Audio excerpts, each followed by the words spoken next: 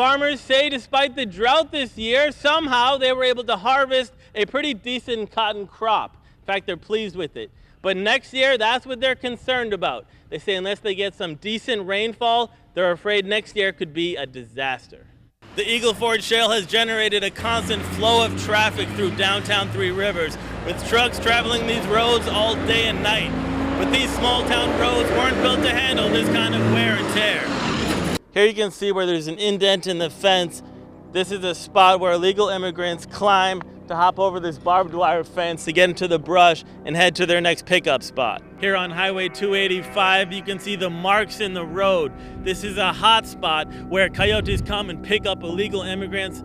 They hop the fence, you can see it's damaged. You can even see the footprints of illegal immigrants. We're about a mile into the Bajo Ranch off of County Road 145. This place is like an obstacle course. It's difficult to walk through, let alone drive through, but that's exactly what the Chevy Tahoe did.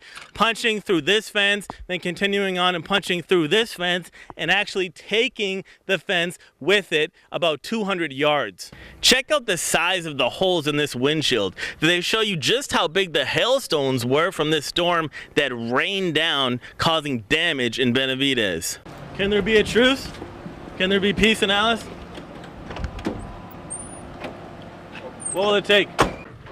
Mr. Snyder, do you feel vindicated? How does it feel to be found not guilty? And what do you have to say to the public and your students and everyone that was rooting for you? I'm glad this is over. I'm gonna go spend time with my family. Thank you. Praise God, we serve an awesome God.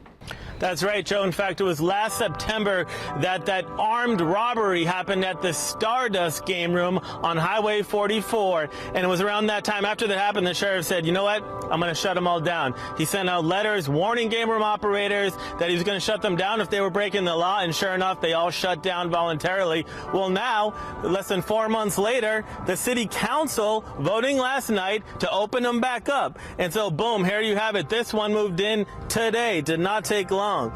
That's right, Jane. It definitely did feel more like a tornado than a severe thunderstorm. Just ask Tanya Davis. We're on her ranch 2 miles outside of Freer, where you can see all over the place what this storm did. Tell us about it. Fortunately, the animals did survive. By the way, this severe thunderstorm, which felt like a tornado, also did lots of damage within Freer city limits. All over town, ribbons and signs mark the memory of Erica Cantu de Leon and send a haunting message that the kind of domestic violence that police say took her life has to stop. Everyone needs to be aware of this. Everybody. Every man, woman, child. Precious life was taken and it didn't have to happen. Erica was scheduled to show up for work Tuesday morning at the Side Door Cafe. She never showed up. Later that night, family members found her inside this trailer home on a bed of blood. Her head had been bashed in with a 5-pound dumbbell. An ironing cord was wrapped around her neck. We didn't find out actually till that night. News of her death is the talk of the town, especially at the cafe where she worked on and off for years. She said that he was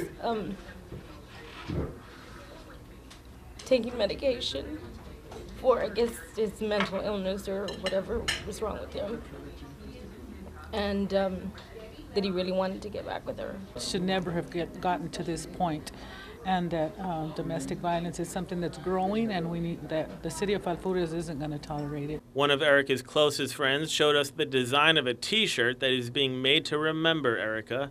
Friends say Erica had been the victim of domestic violence for years, that she tried to escape it and move on with her life, but that her estranged husband, Eusebio Chevo de Leon, wouldn't let her. And now, a beloved woman in the Falfurrias community is no longer here for her kids and for her friends. What was the last conversation you had with her? Just that we had fun there at the dance, and she was supposed to be here for my daughters. The life of a local angel cut short and gone too soon. Mike De Silva, 3 News. Come on, Marty. Got anything to say? You can't even defend yourself on this, can you? What's your name? This is what Marty Rathbun has had to deal with for months. People showing up at his house and following him around with cameras. Rathbun says he's being harassed and that the cameras are just the tip of the iceberg. Behind that are teams of private investigators who look at my every single move and report them in every 5 minutes during the day and tell them precisely where I'm going to be so that they can plan their busts so that they're ambushes. Squirrel Busters Productions has set up shop in Ingleside on the Bay, renting a home just one street over from where Rathbun lives. We went to talk to the Squirrel Busters, but they had little to say. That's why we're giving you our side of the story with all of our information. Read it over. Give us a call. The production team giving us a copy of the pamphlet they've been distributing to the community. The pamphlet is filled with cartoon-like portrayals of Rathbun, painting him in the worst light possible and making defamatory allegations about his character. The mayor says the small community of Ingleside on the Bay doesn't appreciate the presence of the Squirrel Busters. The literature that you have a copy of there, the magazine being delivered to everyone's house, they don't want it. They don't like having their properties filmed in background of the film crews, and they don't like the idea of these people going around and following him so closely and causing these problems. Rathbun says he was a top-ranking official in the church for 22 years, but left in 2004 after observing what he calls a dwindling spiral with the leader of the church. He says he feared a Waco or Jonestown episode might not be far down the road.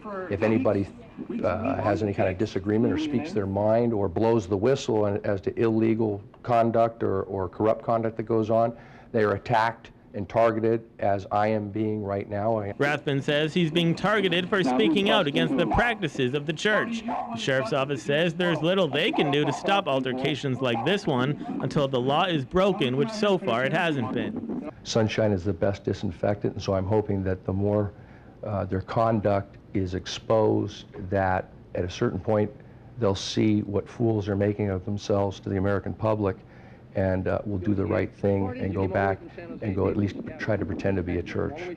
In the meantime, this small community is caught in the middle of this religious feud. Marty, you can't do that. Marty, I just did it. Mike Da Silva, 3 News.